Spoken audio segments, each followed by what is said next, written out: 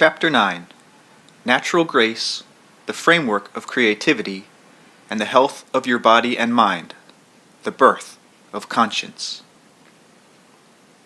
With animals, there are varying degrees of division between the self who acts and the action involved. With the birth of the conscious mind in man, however, the self who acts needed a way to judge its actions. Again, we come to the importance of that period of reflection in which the self, with the use of memory, glimpses its own past experience in the present and projects its results into the future. The state of grace is a condition in which all growth is effortless, a transparent, joyful acquiescence that is a ground requirement of all existence. Your own body grows naturally and easily from its time of birth, not expecting resistance, but taking its miraculous unfolding for granted, using all of itself with great, gracious, creatively aggressive abandon.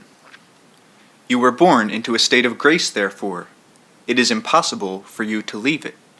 You will die in a state of grace, whether or not special words are spoken for you, or water or oil is poured upon your head. You share this blessing with the animals and all other living things. You cannot, quote-unquote, fall out of grace, nor can it be taken from you. You can ignore it.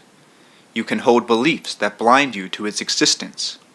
You will still be graced, but unable to perceive your own uniqueness and integrity, and blind also to other attributes with which you are automatically gifted.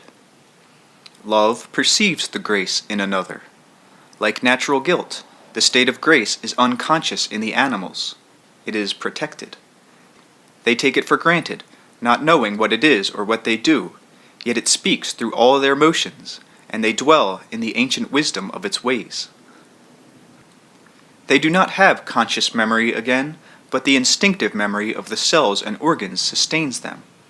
All of this applies in degrees according to the species, and when I speak of conscious memory, I am using words that are familiar to you.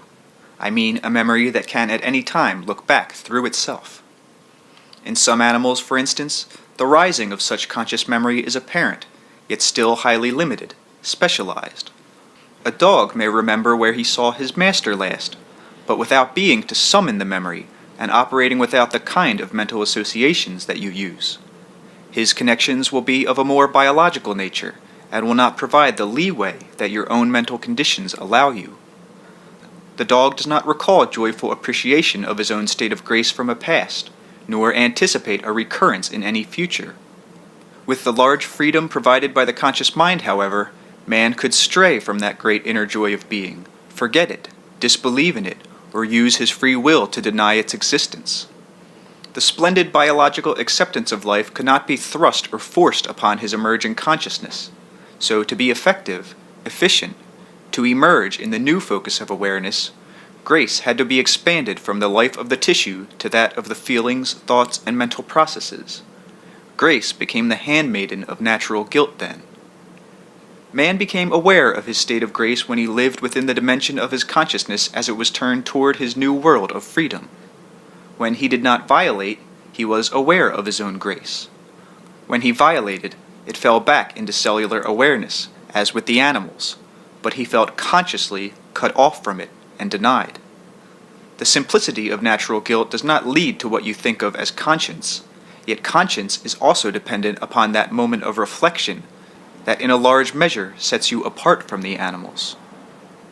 Conscience, as you think of it, is caused by a dilemma and a misunderstanding of the conditions set upon your physical existence. Conscience arose with the emergence of artificial guilt. Now, artificial guilt is still highly creative in its way, an offshoot made in man's image as his conscious mind began to consider and play upon the natural innocent guilt that originally implied no punishment. The conscious mind is a maker of distinctions. It brings to the surface of awareness whole gestalts of previously unconscious material, then assembles and organizes it in ever-changing form. Through purposeful focus, a literally infinite amount of such data can be unconsciously sorted, then only the desired elements will emerge.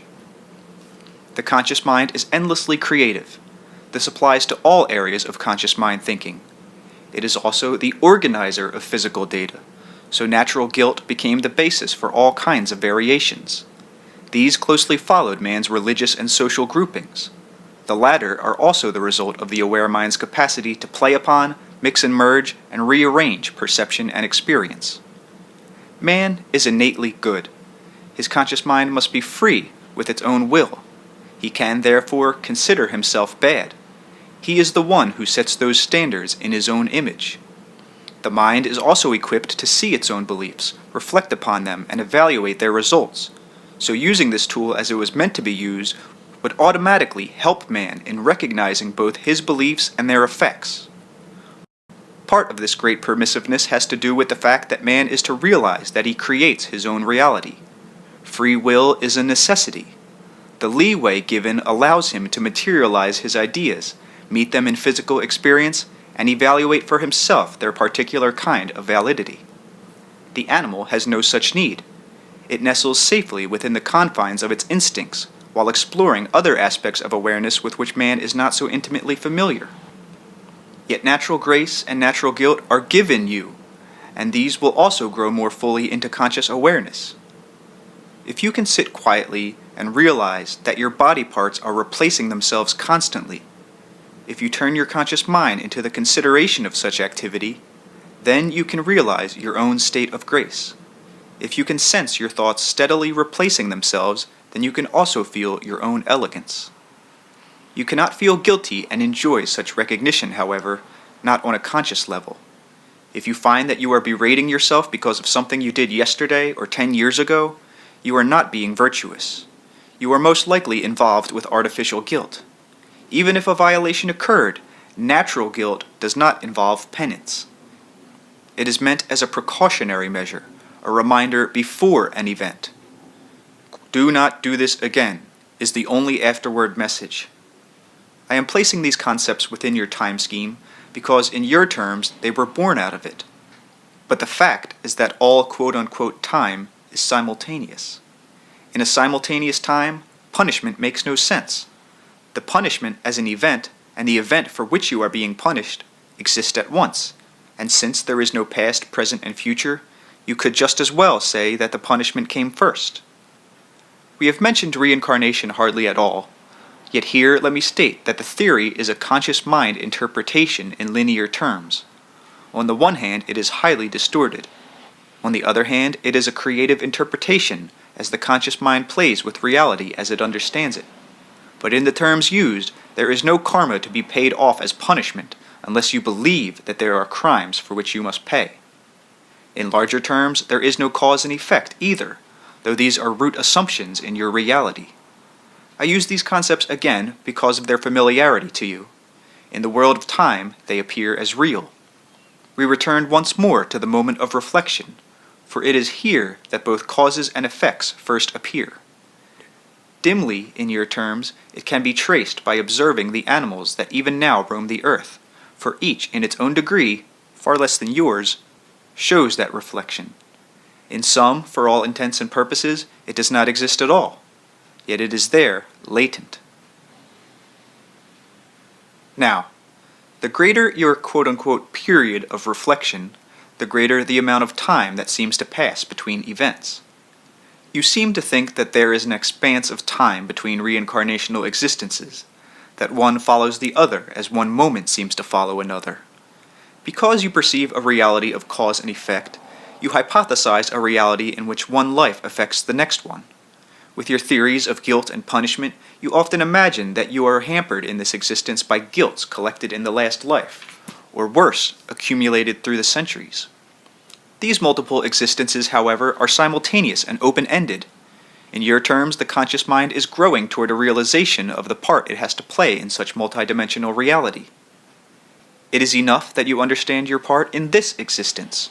When you fully comprehend that you form what you think of as your current reality, all else will fall into place. Your beliefs, thoughts, and feelings are instantly materialized physically. Their earthly reality occurs simultaneously with their inception, but in the world of time, lapses between appear to occur. So I say one causes the other, and I use those terms to help you understand, but all are at once. So are your multiple lives occurring as the immediate realization of your being in the natural extension of its many-faceted abilities. Quote-unquote "at once" does not imply a finished state of perfection, nor a cosmic situation in which all things have been done, for all things are still happening. You are still happening, but both present and future selves, and your past self, is still undergoing what you think is done. Moreover, it is experiencing events that you do not recall, that your linear attuned consciousness cannot perceive on that level. Your body has within it the miraculous strength and creativity with which, in your terms, it was born. You most probably take this to mean that I am implying the possibility of an unending state of youth. While youth can be physically, quote-unquote, prolonged, far beyond its present duration, this is not what I am saying. Physically, your body must follow the nature into which you were born, and in that context, the cycles of youth and age is highly important. In some ways, the rhythm of birth and death is like a breath taken and exhaled. Feel your own breath as it comes and goes.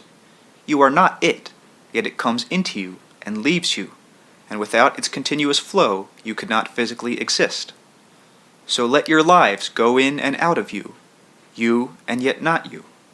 And a portion of you, while letting them all go, remembers them and knows their journey. Imagine where your breath goes when it leaves your body, how it escapes through an open window perhaps and becomes a part of the space outside, where you would never recognize it. And when it has left you, it is no longer a part of what you are, for you are already different. So the lives you have lived are not you, while they are of you. Close your eyes. Think of your breaths as lives, and you the entity through which they have passed and are passing. Then you will feel your state of grace, and all artificial guilt will be meaningless. None of this negates the supreme and utter integrity of your individuality, for you are as well the individual entity through whom the lives flow, and the unique lives that are expressed through you. No one atom of air is like another. Each in its own way is aware and capable of entering into greater transformations and organizations, filled with infinite potential. As your breath leaves you and becomes part of the world, free, so do your lives leave you and continue to exist in your terms. You cannot confine a personality that you quote-unquote were to a particular century that is finished and deny it other fulfillments, for even now it exists and has fresh experience. As your moment of reflection gave birth to consciousness as you think of it, for both really came together, so then can another phenomenon and kind of reflection give birth to at least some dim conscious awareness of the vast dimensions of your own reality.